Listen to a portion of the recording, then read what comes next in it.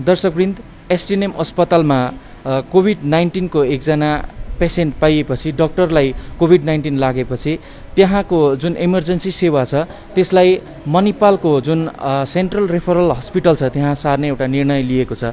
यसबारेमा हिजो नै सिक्किम सरकारको स्वास्थ्य विभागका महानिर्देशक एवं सचिव डाक्टर पेम्पा छिरिङ भुटियाले जानकारी गराउनु भएको थियो। अनि यसको लगत्तै बाद आजदेखि यहाँ जुन इमर्जेन्सी सेवा छ सुरु भइसकेको छ। अनि अहिलेसम्ममा यहाँ हामीले जानकारी पाए अनुसार 156 जना जो आपतकाल सेवा लिने बिमारीहरू हुनुहुन्छ यहाँ आइसक्नु भएको छ। अहिले हामी यहाँ मणिपालको जुन सेन्ट्रल रेफरल अस्पताल छ यहीँ खडा भएर यसको सम्पूर्ण जानकारी हजुरहरूलाई प्रस्तुत गरिरहेका छौँ। अनि हामीले यहाँ भित्र जति पनि इमर्जेन्सी सेवा लिनेहरू बिमारीहरू हुनुहुन्छ उहाँहरूको सङ्ख्या पनि 156 रहेको हामीले देख्यौँ। अनि सम्पूर्ण उहाँहरूले जति पनि सरकारको एसटिएनएम अस्पतालमा निःशुल्क सेवा उपलब्ध हुन्छ त्यस्तै प्रकारले यहाँ पनि, किनकि सरकारले नै यहाँ सिफ्ट गरेको कारण जति पनि इमर्जेन्सी सेवा लिनको लागि अरू डिस्ट्रिक्टबाट आउनुभएको हुन्छ रेफर भएर उहाँहरूलाई यहाँ निःशुल्क सेवा उपलब्ध गरिन्छ। अनि दर्शकवृन्द, हजुरहरूलाई म एउटा के जानकारी गराउन चाहन्छु भनेदेखि हामीलाई थाहा छ कि एसटिएनएम अस्पताल कोभिड-19 हस्पिटल को रूपमा घोषणा गरिसकिएको छ। अनि अहिले सिक्किममा एउटा नामी अस्पताल जो एसटिएनएम पछि यो सेन्ट्रल रेफरल अस्पताल आउँछ अनि यसलाई चाहिँ अहिले कोभिड फ्री अस्पताल भनेर राखिएको छ। दर्शकवृन्द, हामीहरूलाई थाहा छ कि सिक्किममा कोभिड-19 को मुद्दाहरू दिनदिनै बढिरहेको छ। अनि हामीहरूले हिजो मात्रै थाहा पायौँ कि एसटिएनएम को आपतकालीन सेवा अथवा इमर्जेन्सी सर्भिसको वार्ड छ त्यसमा पनि एकजना डाक्टरलाई कोभिड-19 लागेको थियो। अनि यस्तो अवस्थामा सिक्किम सरकारले त्यहाँको आपतकालीन सेवालाई मणिपाल अथवा सिआरएच सेन्ट्रल रेफरल हस्पिटलमा सार्ने निर्णय लिएको छ। अनि यस्तो अवस्थामा यहाँको व्यवस्था के छ, आपतकालीन सेवा प्रदान गर्नको लागि मणिपाल अस्पताल अथवा सेन्ट्रल रेफरल अस्पतालले के कस्तो कुराहरू गरिरहेछ भन्ने बारेमा हामीलाई जानकारी प्रदान गर्नको निम्ति यहाँ उपस्थित हुनुहुन्छ सेन्ट्रल रेफरल अस्पतालका मेडिकल सुपरिन्टेन्डेन्ट डाक्टर गौतम दे सर। सरको स्वागत है सर। सर, तो जो सरकारी अस्पताल है एसटिएनएम, वहाँ से कोविड का एक केस आने के बाद इमरजेंसी सेवा को यहाँ पे शिफ्ट करने को सरकार ने एक डिसीजन लिया है, तो क्या आपका यहाँ पे मतलब इमरजेंसी सेवा में क्या क्या प्रावधान है, क्या है, थोड़ा बता दीजिए। हमारा यहाँ इमरजेंसी सेवा जो है वो हर पेशेंट्स को डील करता है। कल हमको एक इंफॉर्मेशन मिला from director general and secretary doctor Pempa Bhutia that उनका कोई डॉक्टर पॉजिटिव हुआ है, सो वो लोग स्टॉप कर रहे हैं, तो हम लोग को उसको हेल्प करना है फॉर दैट। सो हम लोग डिसाइड किया वी विल डू इट। और इमरजेंसी में जो भी आएगा, चाहे वो कंटेनमेंट जोन से आए, चाहे वो बफर जोन से आए, चाहे वो एनी जोन से आए, उस पेशेंट्स को हम लोग को टैकल करना है। सो उसके लिए हम लोग उनसे रिक्वेस्ट किए थे हमको जो antigen kits, fast test kits देने के लिए, तो वो हमको 100 किट्स दिए हैं। तो हम लोग अभी ऑल पेशेंट्स जो भी आना है एसटीएनएम नहीं जाके यहाँ आएगा, उसको हम लोग इमरजेंसी सर्विसेज के लिए हम लोग उनको टेस्ट करके, उनको रैपिड टेस्ट करके और हम लोग उनको ट्रीटमेंट करते हैं। सर, तो एक एसटीएनएम अस्पताल तो एक सरकारी अस्पताल है, वहाँ पे तो लोग मतलब सुविधा, ऐसे सुविधा की डिफरेंट डिस्ट्रिक्ट से भी आते हैं, गरीब लोग आते हैं और वहाँ पे फ्री में मतलब हेल्थ ट्रीटमेंट होता है। तो उसके हिसाब से लोग मतलब यहाँ पे उसको शिफ्ट कर रहे हैं, तो इसमें क्या प्रावधान है सर? अभी तो फिलहाल हम लोग उस पैसा का बारे में डिसीजन कुछ नहीं हुआ है, बट अभी चूंकि इमरजेंसी है, कोई भी पेशेंट आएगा इमरजेंसी लाइफ सेविंग, उसको हमको सर्विस देना है। बाद में ये हम लोग गवर्नमेंट से रिक्वेस्ट करेंगे या जो भी मेथोडोलॉजी होगा हम करेंगे, बट फिलहाल तो पेशेंट को पैसा का चलते नहीं देगा तो ट्रीटमेंट नहीं करेंगे बोलने से ठीक नहीं है। Life has to given first priority, ये हमारा बेसिक मोटो है मणिपाल ग्रुप का, तो उसको हमको अभी ये करना है। जी सर। तो हम लोग इमरजेंसी में ट्रीट करते हैं, और जो नॉर्मली एक पेइंग हॉस्पिटल है, और पेइंग हॉस्पिटल में नॉर्मली पेमेंट में होता है, बट हम लोग इसमें इतना इंश्योर नहीं कर रहे हैं बिकॉज कोविड का सिचुएशन है, गवर्नमेंट का रिक्वेस्ट है और इमरजेंसी है, इसलिए हम लोग इसमें अभी तो फ़िलहाल 7 दिन के लिए हम लोग को बोला गया है, 7 दिन में हम लोग करते हैं। यस, अगर कोई हाई एंड ट्रीटमेंट ज़रूरत पड़ेगा जैसे न्यूरो सर्जरी एट्सेट्रा, तो उस केस में हम लोग गवर्नमेंट को रिक्वेस्ट करेंगे हम लोग को कुछ सपोर्ट्स देने के लिए, बट ट्रीटमेंट पर से नहीं अटकना चाहिए सर।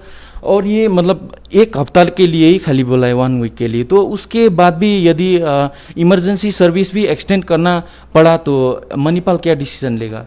तो वो तो अभी हम नहीं बोल पाएंगे, क्योंकि हमारा यहाँ एक बहुत बड़ा इशू आ रहा है, क्योंकि जब से STNM हॉस्पिटल कोविड डिक्लेयर किया गया, नॉन कोविड पेशेंट सब हमारा पास आ रहे हैं, अदर डिजीजेस। बट कल से जब ये इंफॉर्मेशन आया जी यहाँ इमरजेंसी आएगा, तो हमारा जो नॉन कोविड पेशेंट्स है उनमें एक एप्रीहेंशन है जी हमारा क्या होगा, हमको क्या होगा। तो वो उसमें से बहुत आदमी बोलने लगा सर हम क्यों होगा कोविड, तो उनको हम लोग समझाने की कोशिश कर रहे हैं। तो ये हमारे लिए प्रॉब्लम हो जाएगा जी, हम नॉन कोविड को भी रखेंगे, कोविड को भी रखेंगे, तो फिर पेशेंट लोग भी डरता है। इसका हम लोग सोचे नहीं है, कल परसों हेल्थ डिपार्टमेंट से डिस्कस करेंगे इसका क्या उपाय होगा। बट 7 दिन के लिए तो हम लोग इसको करेंगे, बाकी पेशेंट का भी मनोबल, पेशेंट का भी सोच, उसको भी सिक्किम का ही ये सब पेशेंट है, उनको हम क्या करेंगे अभी तो हम सोच नहीं पाए। हेल्थ डिपार्टमेंट के डायरेक्टर से, प्रिंसिपल सेक्रेटरी से, सबसे हेल्थ मिनिस्टर से ज़रूरत पड़ेगा तो रिक्वेस्ट करेंगे सर इस सिचुएशन हम लोग क्या करेंगे, जैसा वो लोग आदेश देंगे वैसा करेंगे। जी सर।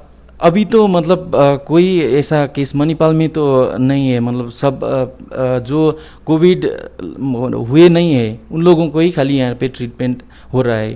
तो यहाँ पे और एंटीजेंट भी सरकार ने उपलब्ध किया है, 100 एंटीजेंट।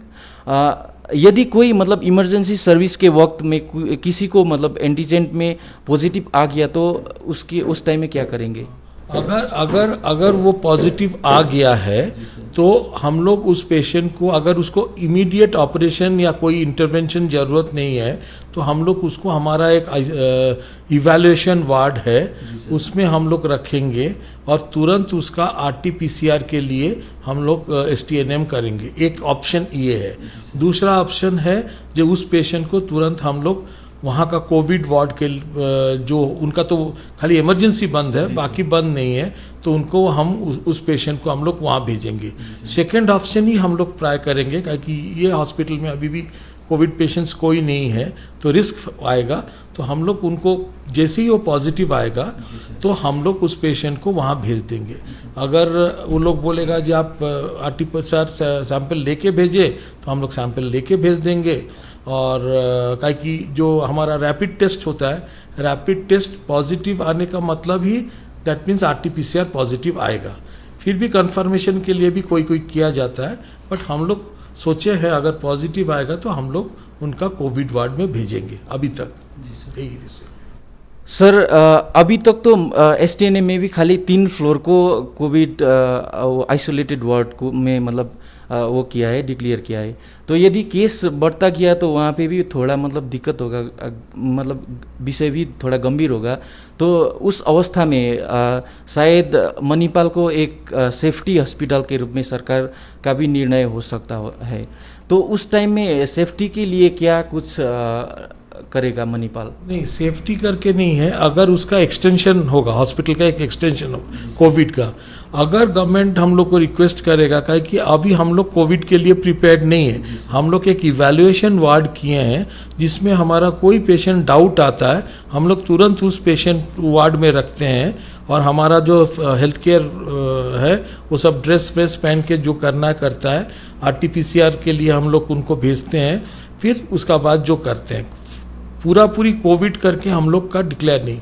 अगर गवर्नमेंट हमको बोलेंगे तो हम लोग को फिर सोचना पड़ेगा, वार्ड खाली करना पड़ेगा, पेशेंट लोग को यहाँ से हटाना पड़ेगा, हटा के हम लोग एक सेपरेट वार्ड करना पड़ेगा, तब फिर ये हॉस्पिटल नॉन कोविड पेशेंट को भी नहीं देखा जा सकता है, क्योंकि पेशेंट लोग डर के मारे आएंगे भी नहीं कोविड बोलने से। तो ये तो गवर्नमेंट को निर्णय करना पड़ेगा, जे वो भी कोविड ये भी कोविड, दूसरा पेशेंट कहाँ जाए, ये तो गवर्नमेंट का डिसीजन है, हम तो इसमें कुछ नहीं बोल सकते।